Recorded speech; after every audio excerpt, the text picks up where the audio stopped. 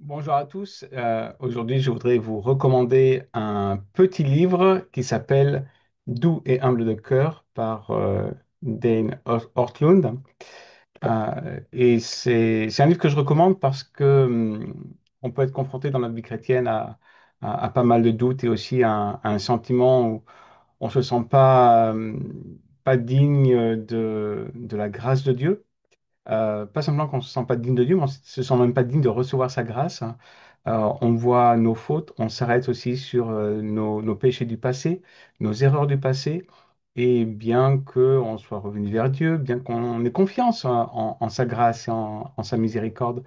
parfois c'est difficile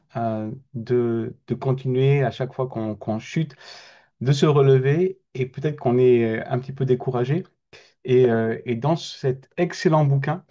Diane Ortlund nous encourage à garder les yeux fixés sur Christ,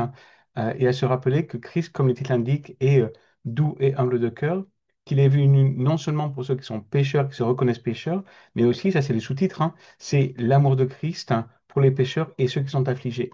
On peut avoir le cœur brisé, on peut avoir du mal à se relever, on peut avoir du mal à avancer,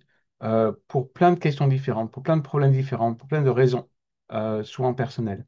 Et en fait, ce livre est un grand encouragement parce qu'il montre que ce que le Seigneur désire, et ce que Dieu a toujours désiré, lui qui est dans l'Ancien Testament, est le Dieu qui est lent à la colère et riche en bonté, le Dieu qui est plein de patience envers son peuple. Ce que Dieu désire, et ce qu'il a manifesté en Jésus-Christ,